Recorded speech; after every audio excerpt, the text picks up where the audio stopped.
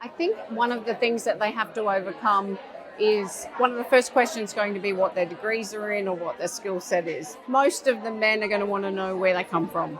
And that sometimes can be really challenging, like for someone like me when you don't come from a science or an engineering or design background. But it's really about having the confidence in the skill sets and the capabilities that you're going to bring to that room and to those people. And if you don't have it, tell them you don't have it and then say, but I'm going to learn.